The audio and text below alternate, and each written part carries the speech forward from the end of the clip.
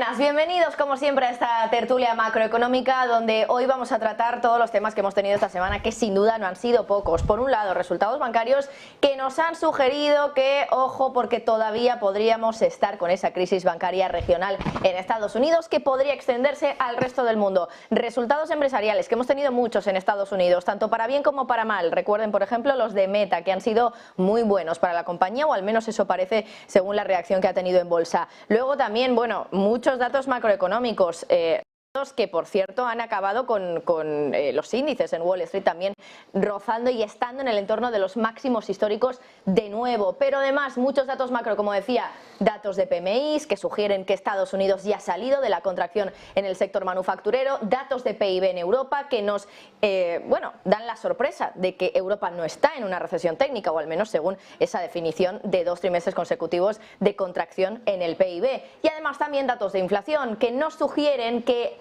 poco a poco esa inflación ya va siendo una victoria para el Banco Central Europeo, ¿o no? Es verdad que en términos mensuales hay deflación, hay bajada de los precios. ¿Hasta qué punto? Esto es gracias al Banco Central Europeo. Bueno, muchos temas que hoy vamos a tratar con Gustavo Martínez, asesor financiero y profesor de finanzas en la Universidad Francisco Marroquín, que está hoy aquí con nosotros. Gustavo, muy buenas. Hola, muy buenas, encantado. Bueno, también tenemos a José Basagoiti, CEO y cofundador de Trading Pro. José, muy buenas y muchas gracias a ti también. Un placer, como siempre. Y bueno, online tenemos a Rodrigo Oria, director de inversiones en Shevet Espinoza. Rodrigo, muy buenas. Bueno, parece que todavía no tenemos a Rodrigo, vamos enseguida a conectar con él, pero vamos a comenzar ya la tertulia hablando de la crisis bancaria, de esos resultados de esta semana publicados por New York Community Bancorp que han desatado un poco la locura por el miedo a que otra vez podamos estar en una situación parecida a la que tuvimos con Silicon Valley Bank, que desató todo ese pánico bancario. ¿Hay crisis bancaria? ¿No hay crisis bancarias? Como para preocuparnos lo que está pasando. Gustavo, voy a empezar contigo. ¿Qué te ha parecido lo que hemos tenido esta semana? ¿Es como para que nos entre un poco el miedo? No me sorprende en absoluto. Yo creo que el sector bancario regional en Estados Unidos, al no tener coeficiente de caja, criterios de capital mínimos de reservas, pues tiende a apalancarse demasiado, ¿no? Porque es un sector muy competitivo y yo no creo que deba haber miedo, aunque sí precaución a la hora de invertir en un banco de estos. No miedo tanto porque la Reserva Federal siempre está atrás y es probable que si se desata un pánico bancario a nivel regional entre a rescatar, como pasó con las BTFP en el año 2022. Esto no es otra cosa que regalar un swap de tipos de interés a los bancos, porque lo que hacen es tomar esos balances, tomar del balance esos bonos que han caído de precio como consecuencia de la subida de tipos de interés y devolverlos con por su valor nominal, es decir, no les ha afectado en absoluto esa bajada de tipos de interés. Digamos que es una inyección de liquidez cubierta. Mientras la Reserva Federal esté detrás, y va a estar detrás siempre en este sistema, pues no hay nada de qué preocuparse. Ahora bien, puede ser que un banco comercial pues pueda perder un 40%, un 50% de su capitalización y el accionista se quede atrapado. De ahí a que quiebre ya es otro cantar, ¿no? José, no sé si estás de acuerdo. Y de hecho, Gustavo también mencionaba el mecanismo de la Reserva Federal que acaba en marzo, el 11 de marzo, que no sé esto cómo puede afectar. Pues yo creo que no tanto el BTFP, más preocupación tengo con el repo inverso, con el drenaje. Ahora iremos con ello, pero comentaba Gustavo una cosa muy interesante, que es la Reserva Federal siempre detrás del sector bancario, ¿no? Yo creo que se tomó algo muy, desde mi punto de vista, de forma muy imprudente, que es tomar el bono estadounidense como un activo libre de riesgo. Quizá la letra lo sea, ¿no? Desde luego el dólar lo es, precio 1, la letra puede ser cuasi dinero, pero un bono a 10 años no está libre de riesgo. Los bancos lo tomaron como que sí y se han visto atrapados ahora mismo con un activo que no está dando rendimiento y un pasivo que le está empezando a costar, ¿no? Eso pues haya tirado su balance y quizá lo supieran en su momento y bueno, si va a llegar la Reserva Federal a rescatarme, pues qué más da, ¿no?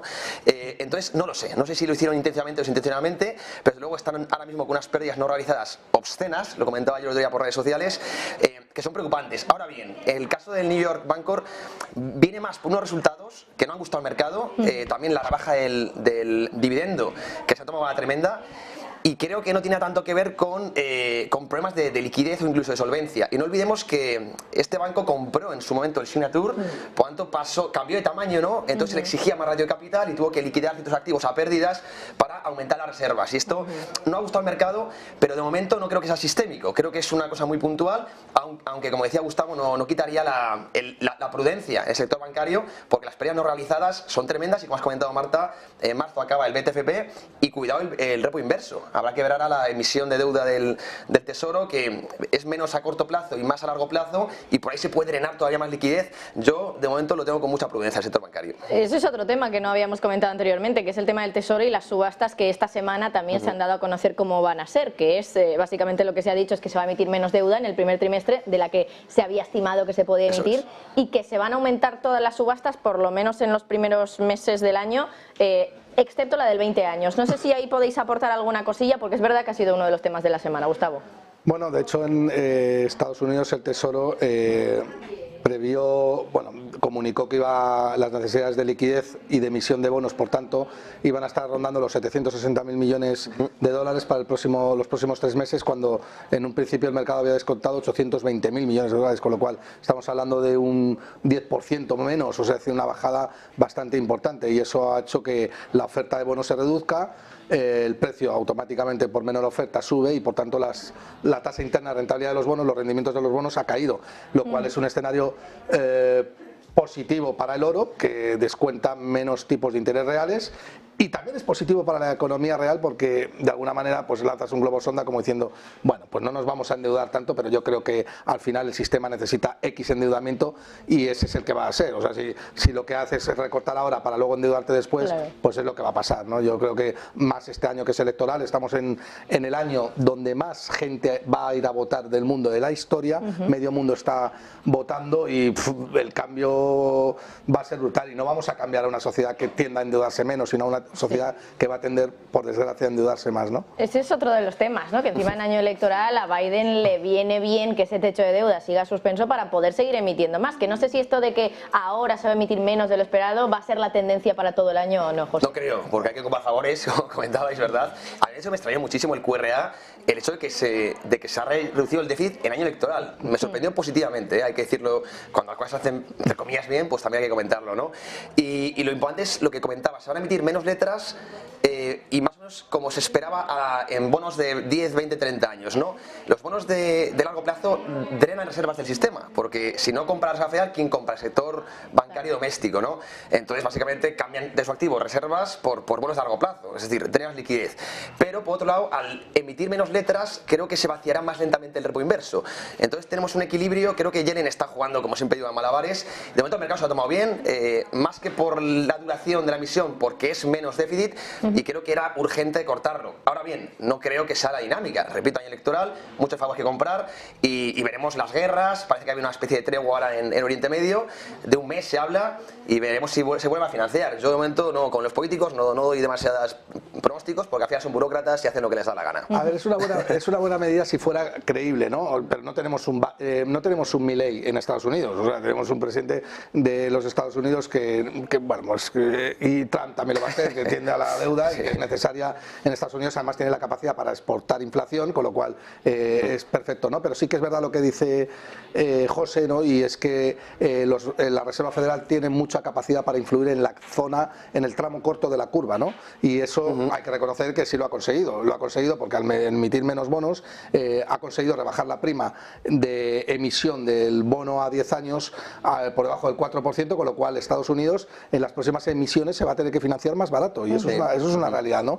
En la parte larga de la curva y en los activos de larga duración no tienes ningún control, pero los activos de corta duración, más o menos, cuanto más se va acercando hacia el dólar, hacia el vencimiento a la vista, pues tienes más capacidad para influir en el tipo de interés, ¿no? Que no es el del mercado, pero sí el... Bueno, un pequeño apunte. La Reserva Federal antes controlaba solo los mercados monetarios, ¿no? El tipo de interés de corto plazo, pero desde 2008 también controla el mercado de capitales, con los QEs, ¿no? Que es la parte larga de la curva. A mí me empezó a vergüenza, ¿no? Porque realmente controlan el mercado de bonos, indirectamente el mercado de renta variable y el de vivienda, ¿no? Generan ganadores y perdedores. La gran pregunta es, ¿tiene que controlar el mercado de capitales? A mí es una barbaridad, pero lo hacen, Lo hacen, y bueno, ya de toda la curva. Desde luego influyen bastante, ¿no? Bueno, hablando de la Reserva Federal, que esta semana también hemos tenido reunión de la FED, y ha sido interesante porque aquí ya se ha empezado a hablar de bajadas de tipos, aunque Powell quería parecer hawkish, pero el mercado no se lo tomó así. No se habló, que esto también me pareció curioso porque ese mismo día era el día que se publicaban los resultados de New York Community Bank Corp, no se habló de banca. Me da la sensación de que Powell tampoco quiso preocupar. ¿Qué sensación tuvisteis con las palabras de Powell? Pues yo me tragué el discurso desde las 8 hasta las 9 que terminó la rueda de prensa, y yo le vi como por primera vez bastante tranquilo. muy relajado, con la sensación de que tenía el dominio absoluto, el control y de que no le iban a pillar por ningún lado. Obvio, el soft landing se está produciendo. Eso nadie lo puede negar a estas alturas. O sea, y mira que les han atizado, pero es que la realidad es que el mercado laboral está robusto, ¿no? Lo siguiente, tenemos un mercado laboral que está en Estados Unidos por segundo año consecutivo por debajo del 4% en pleno empleo. Esto no se producía en 50 años en Estados Unidos, con lo cual es un hombre que está sacando pecho con una tranquilidad. Puede permitirse el lujo de meter un poquito la pata. De hecho, después de, para mí, yo creo que el tono fue, aparte sensato, fue ciertamente dovish hasta que llegó y le preguntaron en la rueda de prensa. Él puso en valor el doble mandato el mandato dual de la Reserva Federal, consistente en conseguir pleno empleo y consistente en reducir la inflación hasta el 2%, pero yo creo que él dijo, mira, voy a lanzar algo para que el mercado no se venga demasiado arriba, porque sé que va a seguir cotizando a máximos históricos, así que voy a decir que en marzo no vamos a rebajar los tipos de interés. Realmente él no lo sabe, ¿no? Porque si se produce un problema como este banco que acaba de presentar resultados y va más, pues van a bajar tipos de interés enseguida, sobre todo cuando la desinflación les está dando la razón. No tienes por qué, digamos, tensionar más la economía, ¿no? Así que en general yo fui uno de los discursos más sensatos que he visto hasta ahora a Powell y bueno, creo que tienen el partido ciertamente controlado, ¿no? José. Decías doble mandato, es que incluso un tercero que es la estabilidad financiera, ¿no? De los mercados financieros, es que es para sacar pecho, fíjate, tiene pleno empleo, ya está consiguiendo dominar la inflación y los mercados en máximos históricos. Es verdad que el de bonos se descontroló un poco, pero bueno, está haciendo las cosas más o menos bien y como decía, puede cometerse el lujo de a veces, entre comillas, meter la pata o tener un mal comunicado, ¿no? A mí me gustaron dos cosas, lo ha dicho Marta, no nombró el sector bancario, cosa importante, no hay que asustar, ¿no? a los mercados, y segundo dijo que el objetivo de inflación no era tocar el 2%, sino mantenerse en el 2%, es decir, anclar expectativas. No olvidemos que la Reserva Federal hace poco cambió el mandato, no era llegar o sea, está en el 2%, sino tener una media en el tiempo del 2%, ¿no? Por ejemplo, estás un lustro en el 1 y un lustro en el 3, pero la década la tienes en el 2, ¿no? Ese es el objetivo real, ¿no? Pero ayer Powell creo que fue muy diligente porque dijo, no me vale con tocar el 2%, sino quiero realmente mantener la economía en el 2% para anclar expectativas y que no se nos descontrole de nuevo como en los 70, ¿no? Creo que estuvo muy bien, estoy de acuerdo con Gustavo y de hecho el mercado bueno, inicialmente se lo tomó mal, pero bueno, ya lo tenemos en máximos, creo que está haciendo las cosas bien, sinceramente. Empezó mal al hablar de inflación transitoria y todo eso, esa metedura pata que tuvo, pero creo que ha ido corrigiendo mucho su mandato y desde mi punto de vista le tengo un notable, incluso un sobresaliente. Habéis comentado lo del soft landing y de hecho ayer teníamos también aquí al presidente del sector manufacturas del ISM, del instituto que elabora el PMI, y nos decía que el soft landing está ya pues prácticamente confirmado. ¿Gracias a quién se ha conseguido ese soft landing? Porque es raro, ¿no?, que se haya producido una subida de tipos tan rápida en la historia. Todo el mundo pensábamos que esto podía tener consecuencias muy graves en la economía y no ha sido así. Justo en un año donde se emite tanta deuda, el déficit aumenta tanto en Estados Unidos y claro, vemos ese crecimiento de casi el 5, por ejemplo, en uno de los trimestres, en el tercero. ¿Esto es porque Estados Unidos ha gastado tantísimo dinero, porque ha emitido tantísima deuda o por qué? Qué buena pregunta. Yo creo que el soft landing es una mezcla de muchas cosas, pero sobre todo que salimos de una pandemia donde el ahorro estaba en máximos, ¿no? Y al estar el ahorro en máximos, fíjate que los tipos de interés están al 5%, pero la penetración de tipos de interés lleva siempre un decalaje de mínimo 4 o 5 trimestres. Eso es que ni siquiera ha pasado, está empezando a pasar, ¿no? Subir tipos de interés es siempre recesivo, pero cuando tienes un almacén de ahorro tan grande como el que tuvimos, donde la gente no consumía absolutamente nada, donde prácticamente no comprabas nada, donde no te ibas de vacaciones, pues es que eso ha permitido aguantar muy bien este proceso después, ¿no? Yo creo que la Reserva Federal tenía controlado ese partido y al final va a pasar lo que el oro está diciendo, ¿no? Volveremos otra vez a las quantitative easing y a tipos de interés pues en torno al 2,5%, que no es lo que está descontando el mercado, y una inflación por encima de los tipos de interés, que es la única manera en cómo tiene el sistema de avanzar, porque no puedes tener los tipos de interés por encima de la inflación porque petas el sistema. Eso no va a pasar. Así que eso es lo que descuenta el oro y por eso yo soy alcista en oro y por eso me mojo con ello, ¿no? José, ¿por qué el soft landing? ¿Qué es lo que ha pasado para que se dé el soft landing? ¿Estás de acuerdo con Gustavo que tiene que ver con esos ahorros que teníamos ya del coronavirus, de la pandemia? Sí, estoy de acuerdo con los dos, porque creo que también influye mucho el tremendo déficit del gobierno. Es verdad que si cae la inversión y el consumo privado, por mucho gasto público que haya, vas a una recesión, ¿no? Pero hay influido.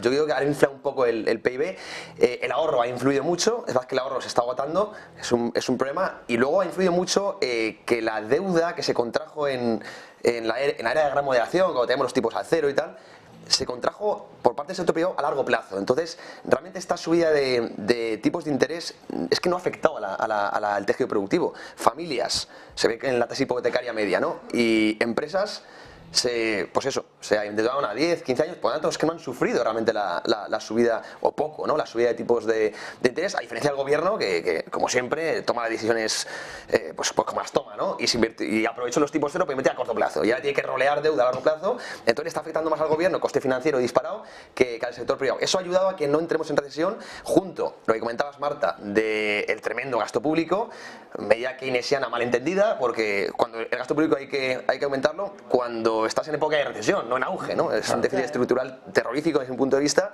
y el ahorro previo. Todo eso ha influido en el soft landing, y yo fui de los que me equivoqué, ¿eh? Yo pensaba que Estados Unidos no iba a aguantar también este ciclo, pero bueno, aquí los economistas, como siempre, estamos para aprender, ¿verdad? No, pero es muy importante lo que ha dicho José, en tanto en cuanto el desapalancamiento del sector privado es obvio, ¿no? Pero claro, eso es en detrimento del apalancamiento del sector público. Ya sabes que de traer recursos de la sociedad en un lado es para porque el otro lo está poniendo. Si el sector público se endeuda con el sector privado y viceversa, ¿no? Entonces eso es verdad que permite aguantar mucho, pero eso es inflación a futuro, no olvidemos, ¿no?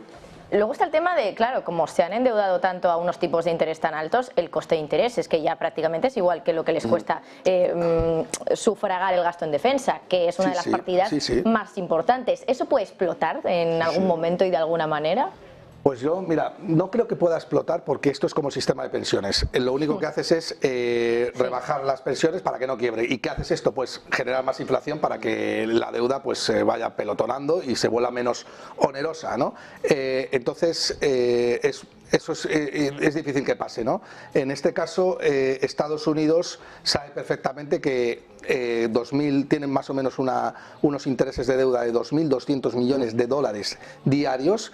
Prácticamente lo has dicho tú, tiene casi un billón de dólares, billón europeo, de intereses, exactamente, de intereses de la deuda, que es prácticamente el presupuesto de defensa. Pero claro, Estados Unidos tiene una gran habilidad para exportar inflación porque es el monopolista del dólar y sabe que hay una demanda mundial de dólares, que el 80% de las transacciones se producen en dólares, que la deuda está denominada en dólares, y todavía no tienes un competidor fuerte que pueda provocar un proceso de desdolarización avanzado, aunque sí que es verdad que ya hay indicios de desdolarización, ya los chinos empiezan a pagar, o en Brasil empieza a pagar en yuanes, no sé qué, pero eso es un proceso muy lento, ¿no? Y Estados Unidos se puede aprovechar de ello, ¿no? Sí, esto es una discusión muy teórica, ¿no? La que has planteado, Marta. De hecho, le va a encantar a Rodrigo porque él habla de que no es mala la deuda estadounidense, ¿no? Porque hay escasez de base en el mundo, tal. Al ser emisor, como dices, de la moneda de reserva, realmente, y al estar denominados los commodities y todo en dólares, se necesitan dólares. ¿Y quién crea dólares? Pues el sector privado, claro, con un riesgo de apalancamiento tremendo, el sector público, que en términos nominales, como comentabas, no puede crear, ¿no? Entonces, discusión desde mi punto de vista muy teórica. Yo creo que el hecho de la emisión de deuda va estancando economías, ¿no? Porque al final la asignación de capital la desarrolla el sector público pues no tiene medios para hacerlo bien, ¿no? Pero bueno, de momento tiene ese gran privilegio, ¿no? Estados Unidos, que es poder incurrir en déficit sin acumular inflación en los bienes y servicios, ¿no? De hecho lo lleva haciendo prácticamente 30 años y bueno, pues exportando dólares, importando riqueza, ¿no? Bueno, creo que teníamos algún problemilla de conexión con Rodrigo, pero me parece que ya está solucionado y creo que ya le puedo saludar. Rodrigo Oria, director de inversiones de Shevets Espinoza. Muy buenas. Uy, no le escuchamos, no sé si... Ahora sí, Rodrigo, muy buenas. Hola, buenas. Sí, ahora sí, te escuchamos perfectamente. Bueno, hemos tratado aquí un poco de todo, prácticamente, bueno, muchísimos temas de esta semana. Por un lado, bancos, esa crisis bancaria, si hay o no hay, la rueda de prensa de Jerome Powell, si lo hizo bien, de hecho, Gustavo decía, es una de las más sensatas que le he escuchado al presidente de la Reserva Federal. Y luego también nos hemos metido en el tema deuda, tema emisiones del Tesoro, si es sostenible, si no lo es. Yo te planteo un poco todos esos temas para que hagas un breve resumen, para ir un poco al día con la tertulia, Rodrigo. Vale, hola, bueno, yo voy a hacer os he estado escuchando ahora detrás del escenario, yo voy a aportar una visión práctica, dado que ya habéis hablado teóricamente de lo que podría pasar, ¿no? Mi compañero Gustavo y José. El tema del dólar, al final todas las monedas fiat, las monedas estatales como el yuan, el euro, el yen, son derivados del dólar, porque todo el sistema financiero está basado en el dólar. Por eso, ¿el sistema será sostenible en el largo plazo? No. Todos los sistemas basados en deuda han quebrado en el largo plazo. Por eso, tampoco hay que tener miedo, sino pensar qué puede pasar en el futuro. Si en el futuro el sistema se deja de expandir, que es una condición esencial del sistema, es que las deudas se sigan expandiendo. En un momento que se para la deuda, el sistema empieza a gripar. Por eso los gobiernos siempre entran expandiendo la deuda en los momentos de crisis, porque es necesario por cómo está diseñado el sistema. Yo siempre preponderaría activos denominados en dólares. ¿Por qué? Porque el día que estalle el sistema, que acabará estallando, no es una cosa que va a pasar dentro de un mes, un año, 2 años, 5 años, sino el dólar es la divisa que se va a ver más beneficiada en el mundo, porque los flujos de capitales, cuando eso ocurra, van a fluir hacia Estados Unidos, en mi opinión. De hecho, estáis hablando de los BRICS. Hace poco la India y Rusia dijeron que ya no quería, India por una parte no quería aceptar rublos como pago, y la India dijo que y Rusia dijo que no quería aceptar pagos en rupias. Entonces, siempre se habla de que los BRICS quieren sacar una moneda o que quieren comercializar sus propias monedas, pero al final Putin y los chinos o la India se fían aún menos de sí mismos que del dólar. Por eso yo siempre preponderaría tener activos denominados en dólares más que en euros o en yenes, por esa situación de privilegio que tiene Estados Unidos, y al final, nos guste o no, creamos que sea justa o no, se van a venir beneficiados de un problema, siempre que haya un problema en el sistema financiero, Estados Unidos se ve beneficiado. Hasta que el día que no deje de beneficiarse, porque habrá llegado un momento en el que Estados Unidos está quebrando poco a poco, pero de repente lo hará, llegará un momento que lo haga de repente. Bueno, muy interesante también esa aportación, gracias Rodrigo. Cambiando de tema, voy ya ahora a hablar de las empresas, porque esta semana también ha sido una semana muy caliente en términos de resultados empresariales. Hemos tenido cuentas, por ejemplo, sin ir más lejos, en las últimas horas de Apple, de Meta, de Amazon, cuentas bastante positivas. Tuvimos también las de Microsoft, las de Alphabet, que no gustaron tanto en mercado, así que vamos a intentar analizar un poquito algunas de ellas, sobre todo también por la implicación que tienen en el mercado, simplemente porque son de las más grandes y pueden ayudar a que esos máximos históricos se vean superados. Gustavo, empiezo contigo. ¿Cómo has visto de momento esta temporada de resultados, sobre todo en las tecnológicas, que son las que están publicando ahora? Bueno, pues yo lo he visto como el mercado, ¿no? Ciertamente bien. Tenemos un Netflix que ha ganado cuota de mercado con unas subidas bastante pronunciadas. Tenemos un Microsoft que ha presentado mejores earnings per share de lo esperado, aunque ha fallado en algunas cosas, pero en general bien, y que ya capitaliza por encima de los 3 trillones de dólares. Google, bueno, menos búsquedas y ha sido penalizada por ello, pero tampoco han sido malos resultados. Los resultados de Apple esperados por el mercado, tampoco puedes crecer a 2 dígitos todos los años, y unos extraordinarios datos de Facebook, de Meta, que ha sido la gran ganadora desde los $88 que cotizaba hace 14 meses. Es que es una rentabilidad de un 350% en un año y pico, con lo cual esto es un sinónimo de fortalecimiento, de que cuando una empresa de calidad pasa por alguna circunstancia coyuntural que es pasajera en el tiempo, hay que comprarla, ¿no? Porque es calidad. Lo que hay que valorar siempre cuando compras una empresa es la calidad que tiene esa compañía. Meta es una compañía con muchísima calidad, y ahí la tenemos otra vez cotizando en máximos históricos, ¿no? Y también parece que ha sabido adaptarse un poco a que eso del metaverso quizá no había que destinar ahí tanto dinero. De hecho, destinar un poco. Si es que hubo mucho pánico con ese cambio de tal, y realmente tiene muy poco peso en su modelo de negocio. Y cuidado, nos hemos contado que va a empezar a pagar dividendo. A mí es una noticia que me chocó muchísimo, ¿no? Una tecnología de este estilo. Y bueno, en bolsa tremendo lo de Meta. Y realmente Apple y Google, que han sido los que han sido más castigados, tampoco una cosa dramática ni mucho menos, pero es que no han sido malos resultados realmente, ¿no? Es verdad que si lo ves año contra año sí que, bueno, ves cierto estancamiento, pero es que se le exige tanto a estas tecnológicas, porque están unos múltiplos ahora mismo pues, tan altos, por decirlo de alguna manera, que unos números regulares o aprobados se te van a castigar, ¿no? Y desde mi punto de vista, solo Netflix y Amazon son las que realmente, o sea, y Amazon, perdón, y Meta son las que realmente has destacado. Amazon también, también interesante, pero bueno, seguimos viendo como el S&P tira al final de 7 empresas y el resto, de hecho este año 2024 creo que está incluso negativo, ¿no? Así que seguimos tirando pues de las grandes tecnologías. Dime. Pero un apunte, porque es muy interesante lo que él dice, es que por primera vez las 7 magníficas superan el 30% del peso en el Standard & Poor's 500 y el Standard & Poor's 400 y el 600, que corresponden a las small cap y a las large cap, están en negativo. Quería abrir un debate que creo que es interesante también, porque llevamos muchos años ya con estas 7 magníficas liderando un poco todo. ¿Hasta dónde puede llegar? ¿Hasta dónde puede llegar también el crecimiento de estas empresas? Porque ya lo dejabas entrever también tú, José, claro, unos resultados mediocres más o menos se pueden castigar muchísimo en bolsa. ¿Hasta dónde puede continuar ese crecimiento para unas empresas que ya son enormes, que ya controlan un montón de mercado? Rodrigo, te lanzo a ti la pregunta. No lo sé, voy a ser honesto, no lo sé hasta dónde pueden crecer.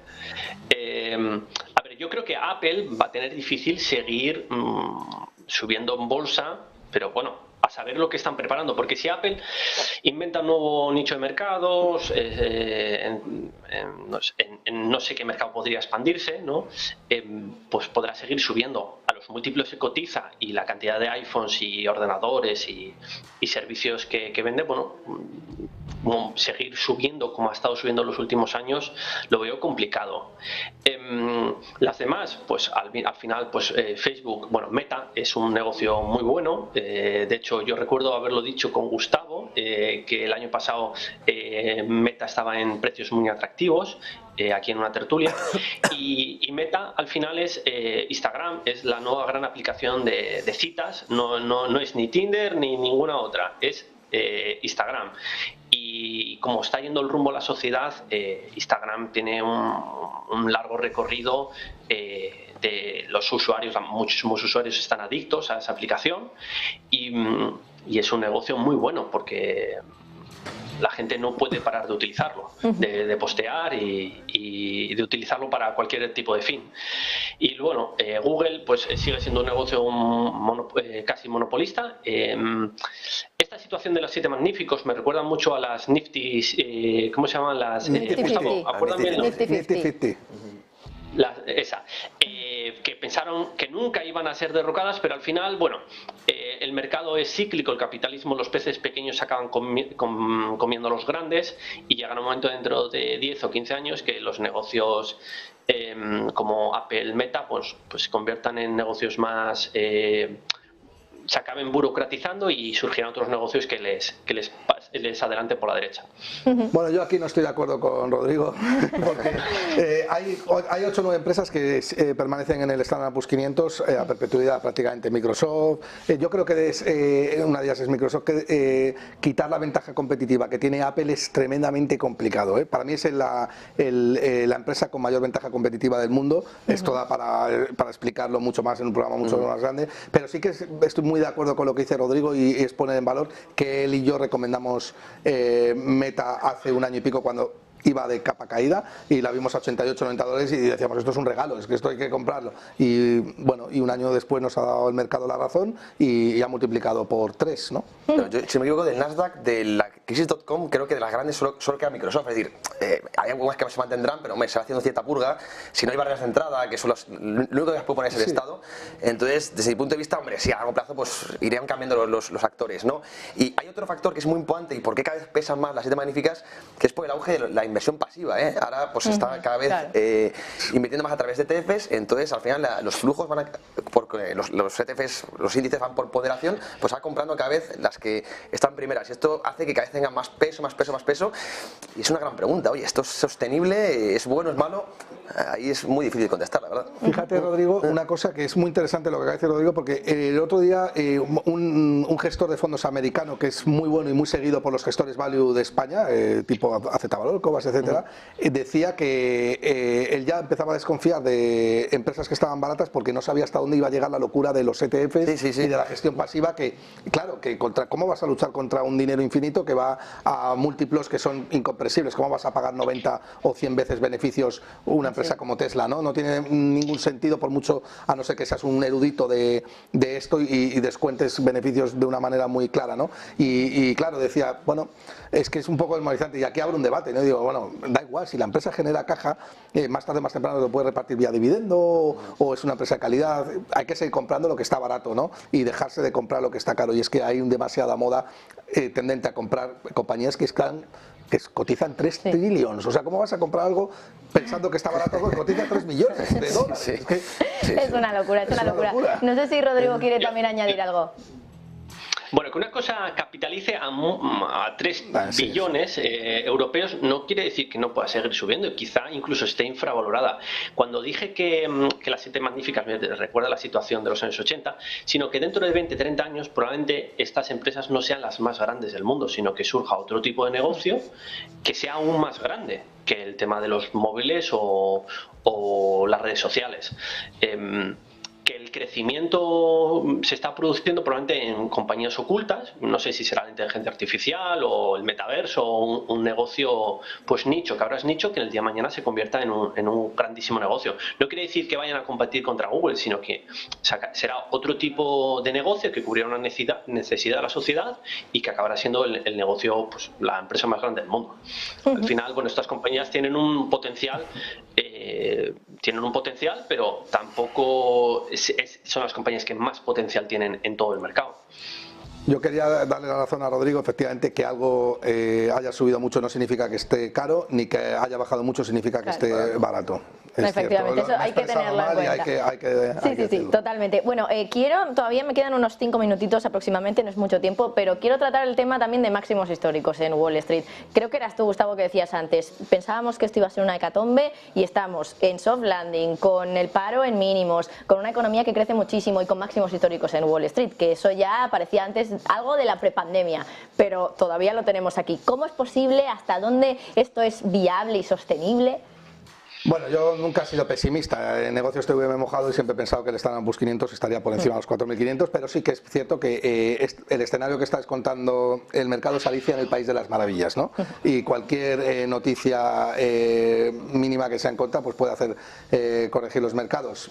Yo creo que las valoraciones que se están descontando por parte de las FANG, que es lo único que está tirando el Standard & Poor's 500, es exagerado, y yo no tocaría el Standard & Poor's 500 ahora ni con un palo. Ahora bien, lo que dice Rodrigo también es sensato. Puede ser que la inteligencia artificial esté descontando menos beneficios de los actuales, con lo cual las compañías están baratas, pero a mí comprar el Standard & Poor's 500 a 22 veces beneficios como está ahora, sobre todo cuando tienes una tasa libre de riesgo que te está pagando un 4%, pues dime tú, ¿por qué te vas a arriesgar un casi medio punto, 50 puntos básicos más en comprar renta variable con respecto a renta fija, que es la tasa libre de riesgo? ¿Cuál es el fundamento? Que esto se vaya a 10 veces beneficios y dobles, pero ¿estás tan seguro de que la inteligencia artificial va a provocar? Quizá el riesgo es más... Es que es tan difícil, es muy difícil de valorar. Es que no es la típica compañía que diría Peter Lynch que puedes dibujar una servilleta y entenderla. No, es mucho más complicado, ¿no? Pues sí.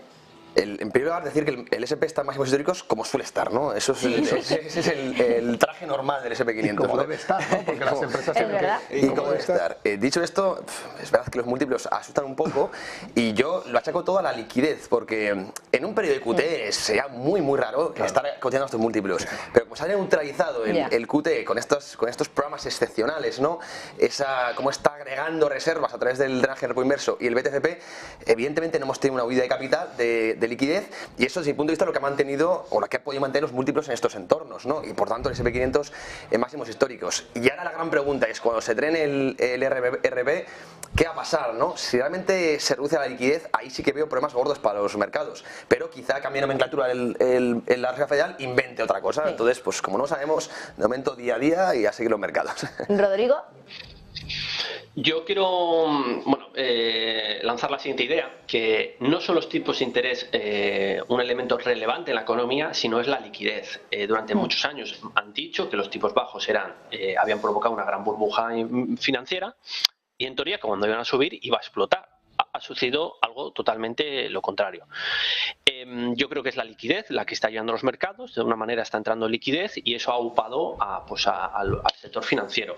Yo he sido bajista de la bolsa este año, pero lo bueno de cuando tu visión es equivocada es ganar dinero, porque al final lo importante es hacer apuestas que, aunque la situación macroeconómica sea la opuesta a la que tú preveías, vayan bien. Dicho esto, ¿vamos a ver S&P 500 más alto? Pues es posible. A mí son valoraciones que me asustan un poco, sobre todo de forma global. Hay valor en compañías a compañías, pero indexarte al S&P 500 ahora mismo, salvo que vas a hacer unas aportaciones mensuales, me daría un poco de respeto, sobre todo porque hay renta fija que está dando tipos de interés bastante interesantes, como el 6, 7 o incluso el 8%, que no veo que justifique una exposición así ciega a la bolsa. Bueno, lo que planteaba también Gustavo, se me quedan muchísimos temas en el tintero para los tres, sobre todo Europa, porque no lo hemos tratado mucho y esta semana hemos tenido muchos datos, pero nos quedamos sin tiempo. Gustavo Martínez, asesor financiero y profesor de finanzas en la Universidad Francisco Marroquín. Muchas gracias. También a ti, José Basagoiti, CEO y cofundador de Trading Pro. Gracias. Y también online, Rodrigo Oria, director de inversiones en Chevet Espinoza. Muchísimas gracias a ti también, Rodrigo.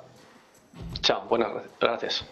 Bueno, pues con esto ya nos despedimos. Continuamos mirando a Wall Street y a ese cierre de los mercados estadounidenses.